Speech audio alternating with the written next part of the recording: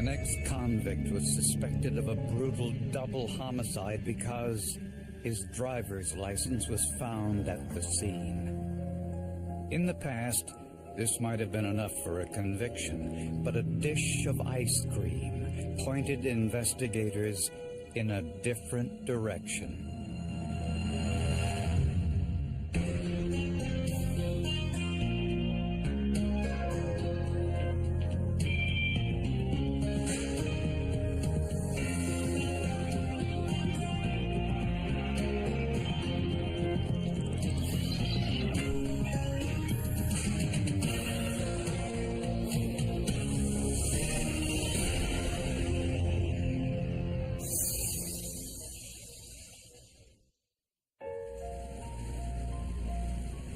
On the day before Thanksgiving in 2003, a St. Petersburg, Florida shop owner noticed a Jeep near his store. It had blood and it had all kind of things inside of it. It had a purse inside of it, and the seatbelt was hanging out, and just a lot of things you could tell it wasn't right.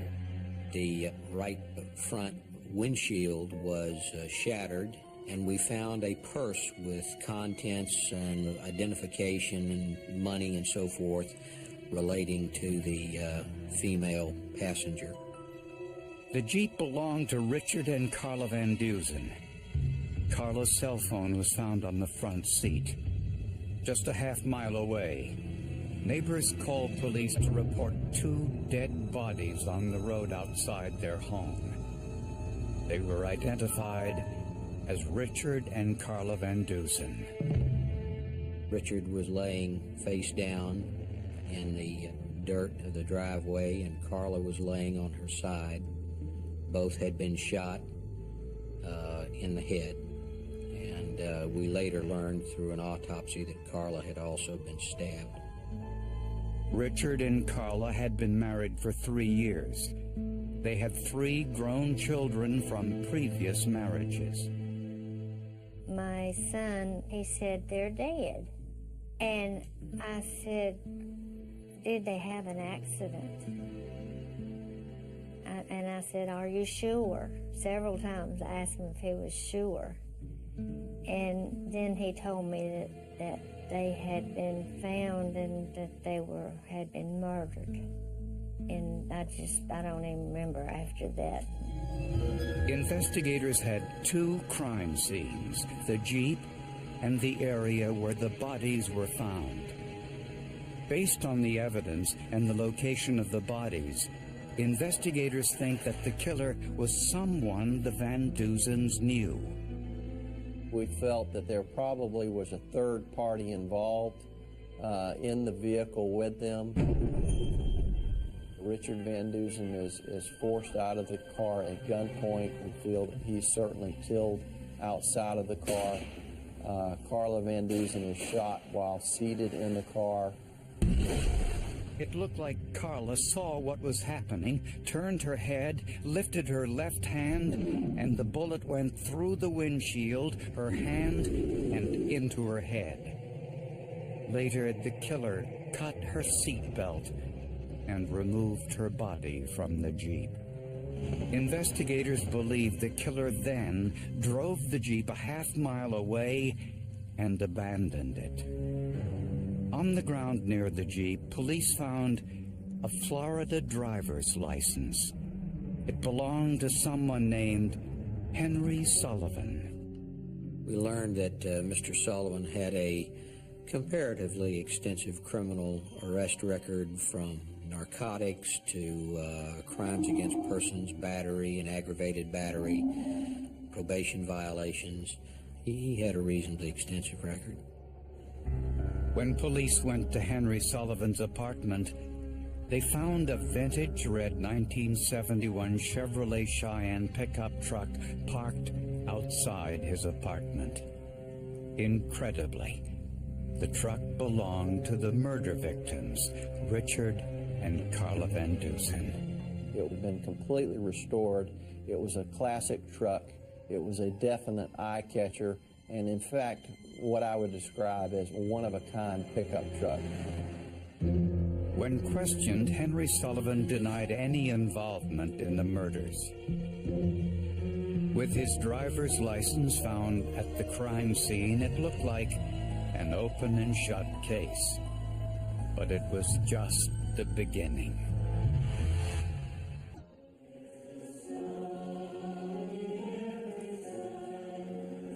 Friends and family couldn't believe that Richard and Carla Van Dusen were murdered. Richard was a copy machine sales manager whose hobby was collecting antique cars. Carla was a courtroom reporter. On weekends, she worked as a clown, entertaining sick children at local hospitals. They were pretty well known in the community. They lived in a small beach town outside of St. Petersburg called Tierra Verde. Very beautiful sugar sand beaches. The prime suspect was 32-year-old Henry Sullivan. He couldn't explain why his driver's license was found near the Van Dusen's abandoned Jeep and insisted he was innocent. Sullivan said, I lose my IDs all the time.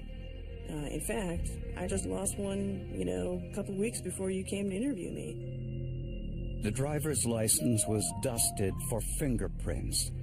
None were found. Police also looked for fingerprints inside the Van Dusen's Jeep, especially on the seatbelt. After having applied an anhydrous to the seatbelt and allowing it to dry completely, I re-examined that seatbelt for the presence of fingerprints and found none. But the killer left behind one piece of evidence, a 9mm bullet found on the floor of the victim's Jeep. When investigators searched Henry Sullivan's apartment, they found a 9mm pistol. Investigators found that Sullivan was in possession of 2 9mm pistols, and that matched with the murder weapon that investigators had been looking for. One was inoperable. The other 9mm handgun was test-fired into a tank of water. That bullet was microscopically compared to the 9mm slug found in the Van Dusen's Jeep. Analyst Erica Henderson carefully examined the distinctive marks called lands and grooves, made when each bullet goes through the barrel of the gun. When you look down the barrel of a firearm, you will see the ridges and valleys. These ridges and valleys, once a bullet is fired, will be imparted on the bullet. So the bullet will also have these ridges and valleys. The test bullet and the one from the crime scene were turned repeatedly as Henderson checked and rechecked the markings. Just work the evidence. So I try to have tunnel vision because I don't want anybody ever to come around and say, you have a biased opinion. But the results showed that Henry Sullivan's gun was not the murder weapon. Crime scene analysts then turned their attention to the Van Dusen's classic red pickup truck found behind Henry Sullivan's apartment. As they examined the vehicle, there was another bizarre incident in this already unusual investigation.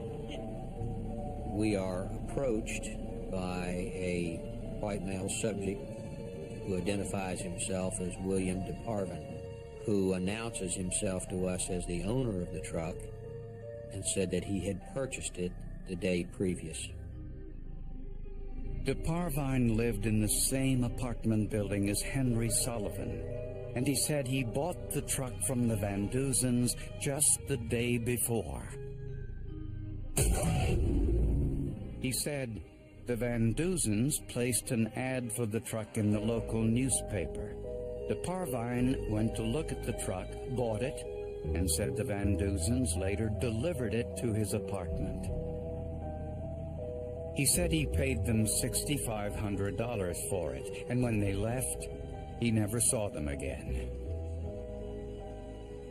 His approach to us was very upfront and forward. He was quite conversational, and he didn't appear to be defensive or belligerent or anything of the sort. Most of DeParvine's story could be corroborated, but there were several discrepancies. What's he doing with a bill of sale for $6,500 when Van Duzen's telling a co-worker the day before he's found a buyer for $13,500? Now, that just tells us there's something not right here. DeParvine said the Van Duzens left his apartment around 5:30. But Carla Van Duzen called her mother at 6:37 p.m. with information that contradicted that. The night that they were killed, I got a phone call from Carla, and she was very excited. She said, "Yeah, I'm in the car. I'm driving behind Rick and the guy that bought the truck, because he knows where to get the paperwork done tonight." Although Carla never mentioned the buyer's name, the call placed the buyer, presumably DeParvine, in the pickup truck with Richard Van Duzen, an hour after DeParvine said they left his apartment. It just kind of went through my mind as to what is the hurry, that you have to go out at night to get this paperwork done. DeParvine denied he was the man in the pickup truck with Richard Van Duzen. Homicide, Keen speaking. A background check revealed this wasn't DeParvine's first brush with the law. We found that Mr. DeParvine had an extensive felony arrest record and that he had just been released from prison and was on probation. DeParvine had just served 9 years on a weapons possession charge. And Henry Sullivan was still a suspect. We still have the Henry Sullivan angle, and also we don't lose sight of the fact that there may be an unknown perpetrator involved in this crime. There may be something else completely unrelated to the sale of the pickup involved. Based on DNA testing and blood spatter analysis, investigators believe Richard Van Duzen was pulled from his Jeep and shot outside the vehicle. His wife, Carla, was sitting in the passenger seat and was shot through the windshield. But on the steering wheel, investigators found blood, which did not come from Carla or Richard. The samples that were tested from the steering wheel were consistent with being human blood. Those samples were tested to develop a DNA profile. Perhaps the killer nicked his hand while cutting the seatbelt to remove Carla's body, and the blood dripped onto the steering wheel while he drove the Jeep to the dump site. Investigators asked their initial suspect, Henry Sullivan, for a DNA sample. Testing showed it was not his blood in the car. Sullivan wasn't involved in the crime, so the mystery was, how did his car get there? And investigators soon had another theory for how it got there. Henry Sullivan had a brother who was stopped for a traffic violation on the night of the murders. He told police that night that his name was Henry.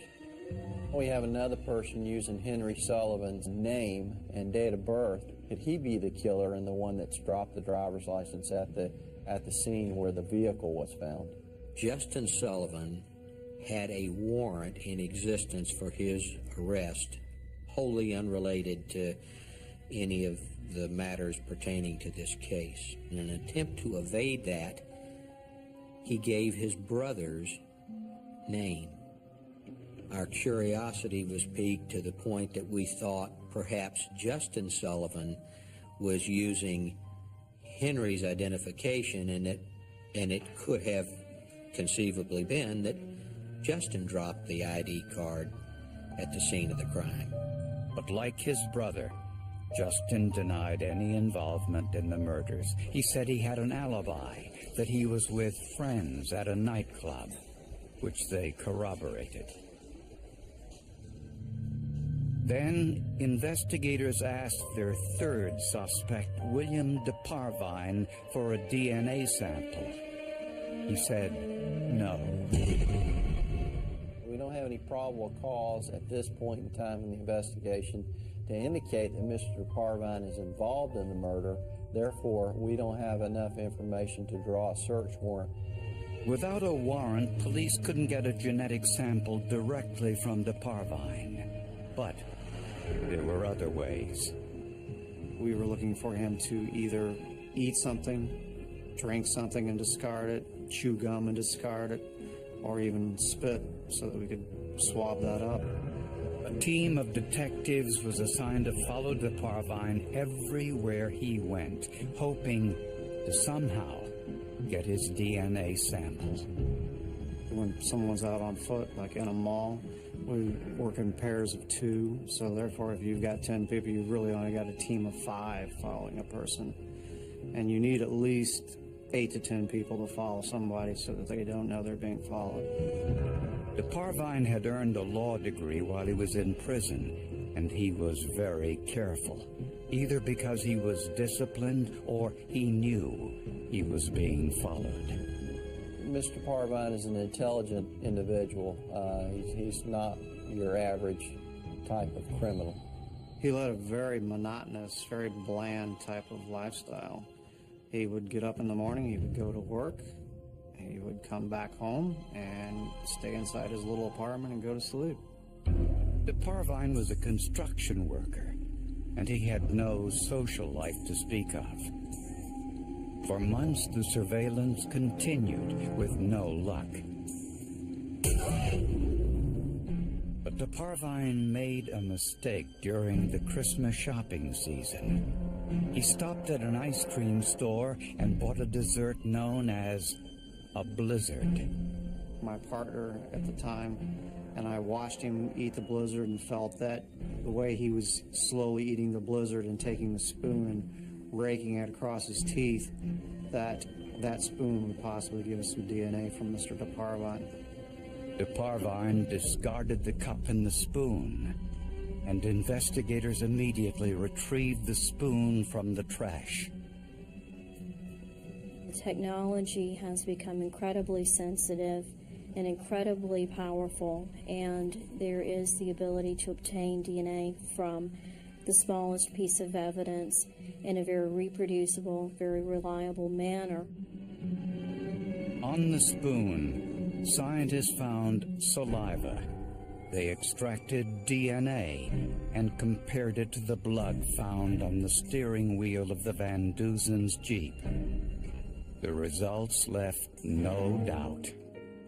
The DNA profile that was developed from the steering wheel was matched to the DNA profile that was obtained for William DeParvine, his known standard. William DeParvine was arrested and charged with first-degree murder. Yet he continued to maintain his innocence. He claimed his neighbor, Henry Sullivan, was the culprit and that the driver's license proved it. A jury would have to decide. William DeParvine admitted that he was with Carla and Richard Van Duzen on the night they were murdered. DeParvine says he bought the couple's truck, and after he paid for it, he never saw them again. But prosecutors didn't believe that. They say the Van Duzens delivered the car, but DeParvine didn't have the money. So he asked the Van Duzens to follow him to his friend's home to get the money.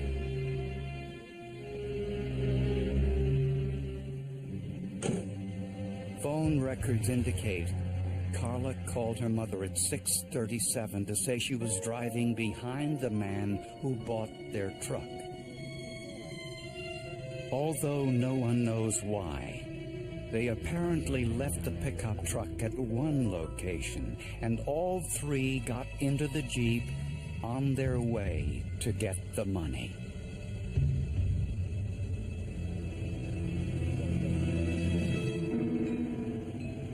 As de Parvine led the Van Duzens to the deserted road, they may have realized that there was no friend, that there was no money, and that this was a setup. De Parvine used a 9mm weapon to order Richard out of the Jeep and shot him.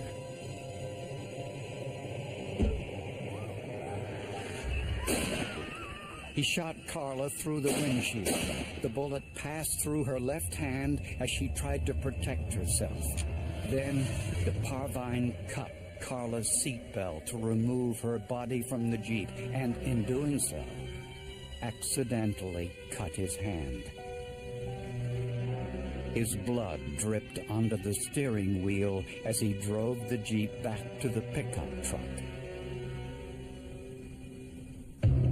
Before he abandoned the Jeep, he planted Henry Sullivan's driver's license, which he may have stolen since Sullivan lived in the same apartment building as he did.